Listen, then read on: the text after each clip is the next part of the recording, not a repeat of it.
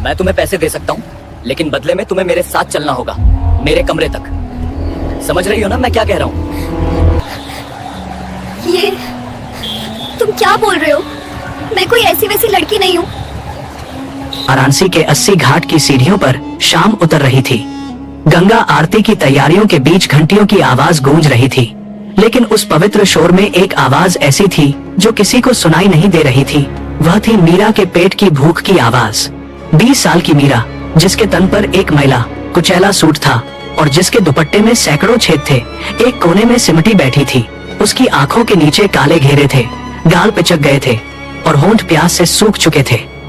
बनारस की यह शाम आध्यात्मिक थी, पर मीरा के लिए यह सिर्फ एक और दिन था, जब उसे यह नहीं पता था कि रात का खाना मिलेगा या सिर्फ पानी पीकर सोना पड़ेगा।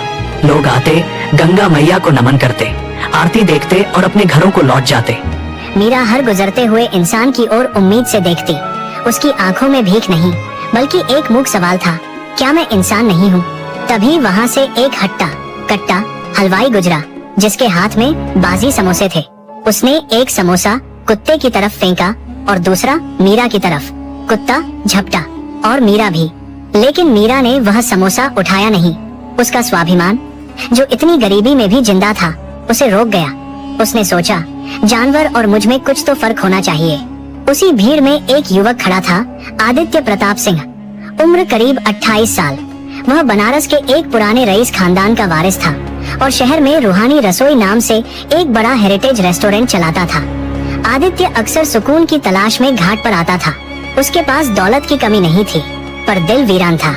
आदित्य ने मीरा को देखा। उसने देखा कि कैसे उस लड़की ने भूख से तड़पते हुए भी जमीन पर फेंका हुआ समोसा नहीं उठाया। आदित्य की आंखों में एक चमक आई। उसने भीड़ को चीरते हुए मीरा की ओर कदम बढ़ाए। आदित्य उसके सामने जाकर खड़ा हो गया। मीरा ने डरकर अपने पैर सिकोड़ लिए। उसे लगा, शायद यह भी कोई ताना मारने आया है या पुलिस वाला है जो उसे यहाँ से भगा देगा। आदित्य ने अपनी जेब से पैसे नहीं निकाले। वह घुटनों के बल बैठा और बेहद नरम आवाज में पूछा, भूख लगी है? मीरा ने कोई जवाब नहीं दिया, बस अपनी बड़ी बड़ी डरी हुई आंखों से उसे देखती रही। आदित्य ने फिर कहा, मैं तुम्हें खाना खिला सकता हूँ, लेकिन एक शर्त है। मीरा का दिल धक से रह गया। शर्त शब्द सुनते ही उसके रोंगटे खड़े हो गए। गरीबों की दुनिया में शर्तों का मतलब अक्सर जिस्म का सौदा होता है। उसने गुस्से और डर से अपनी मुट्ठी भींच ली। आदित्य शायद उसके मन का डर पड़ गया।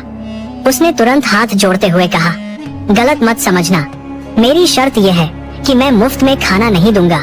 तुम्हें मेरे साथ चलना होगा, मेरे रेस्टोरेंट में काम करना होगा। बदले में खाना भी मिलेगा, छत भी और इज्जत के पैसे भी। भीख मांगकर पेट भरोगी या मेहनत करके सर उठाओगी, फैसला तुम्हारा है। मीरा सन्न रह गई। आज तक लोगों ने उसे सिक्के दिए थे, गालियां दी थी, हिकारत दी थी, लेकिन किसी ने उसे काम या इज्जत का ऑफर नहीं दिया था। उसके मन में द्वंद्व चल रहा था। क्या भरोसा करूं? यह अनजान आदमी कौन है? कहीं यह कोई चाल तो नहीं? लेकिन फिर उसने आदित्य की आंखों में देखा। वहाँ हवस नहीं थी, दया भी नहीं थी, वहाँ सिर्फ भरोसा था, एक बराबरी का भाव था।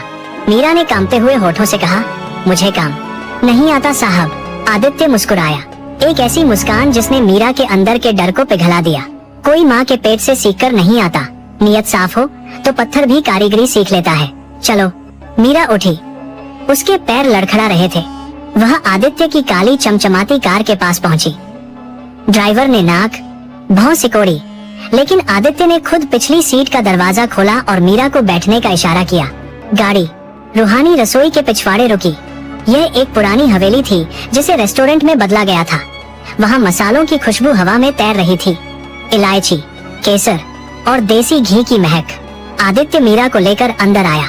वहाँ का स्टाफ, मैनेजर, वेटर, रसोइये सब हैरान रह गए। मैनेजर ने धीरे से कहा, सर यह तो भिखारिन है, इसे आप किचन में लाएंगे? ग्राहक क्या सोचेंगे?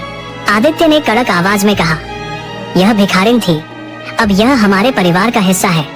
काकी वहाँ की बुजुर्ग रसोइया, इसे गुस्लखाने ले जाओ, इसे साफ कपड़े दो और पेट भरकर खाना खिलाओ। कल से काम शुरू होगा। उस रात मीरा ने सालों बाद साबुन की खुशबू महसूस की। जब वह नहाकर काकी का दिया हुआ एक पुराना लेकिन साफ आसमानी सलवार सूट पहनकर बाहर आई, तो आईने में उसने खुद को पहचाना नहीं। धूल की परतों के नीचे एक बेहद सुंदर सांवली सलोनी सूरत छिपी थी। उसकी आंखें जो अब तक बुझी हुई थीं, अब दिए की तरह चमक रही थीं। काकी ने उसे दाल चावल और गरम रोटियां दी। मीरा ने पहला निवाला मुंह में डाला और उसकी आंखों से झरझर आंसू बह निकले। यह सिर्फ खाने का स्वाद नहीं था, यह आजादी का स्वाद था। आदित्य दूर खड़ा यह सब देख रहा था।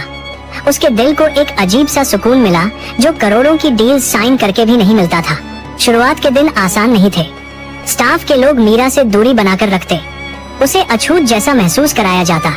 उसे बर्तन धोने का काम मिला था। मीरा बिना शिकायत किए घंटों झूठे बर्तन मांजती। उसके हाथ कट जाते, कमर दुखती, लेकिन वह उफ तक नहीं करती, क्योंकि वह जानती थी कि बाहर की दुनिया की जलालत से यह दर्द कहीं बेहतर है। आदित्य चुपचाप उस पर नजर रखता था। एक दिन किचन में बहुत हड़बड़ी मची थी। शाम के वक्त शाही पनीर का ऑर्डर बहुत ज्यादा था। मुख्य बावर्ची ने गलती से ग्रेवी में नमक ज्यादा डाल दिया था। अब नया बनाने का वक्त नहीं था। बावर्ची चिल्ला रहा था, सब डरे हुए थे। मीरा कोने में खड़ी बर्तन धो रही थी। वह झिझकते हुए आगे आई और इसमें थोड़ा सा दूध और भुना हुआ बेसन मिला दे और ऊपर से नींबू का रस, तो नमक कम हो जाएगा। बावर्ची ने उसे डांटने के लिए मुंह खोला, तू हमें सिखाएगी 2 टके की। तभी आदित्य किचन में दाखिल हुआ। उसने मीरा की बात सुन ली थी। रुकिए, आदित्य ने कहा, करो जैसा यह कह रही है। बावर्ची ने बेमन से वैसा ही किया।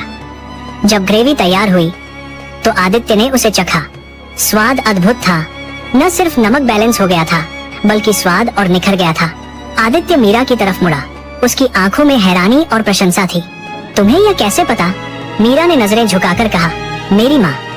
जब हम छोटे थे और कभी कभी नमक ज्यादा हो जाता था तो वो ऐसे ही ठीक करती थी। गरीबी सिखा देती है साहब कि खाने को बर्बाद नहीं करते, उसे सुधारते हैं। उस दिन के बाद मीरा का काम बदल गया। आदित्य ने उसे सब्जी काटने और मसालों को तैयार करने का काम सौंपा। धीरे धीरे आदित्य और मीरा के बीच की दूरियां मिटने लगीं। आदित्य अक्सर बहाने से किचन में आता, कभी मसालों के बारे में पूछता, कभी खाने के बारे में। एक बरसात की दोपहर, जब रेस्टोरेंट खाली था, मीरा मसालों के डिब्बे साफ कर रही थी। आदित्य वहां आया। मीरा, तुम पढ़ना जानती हो? उसने पूछा।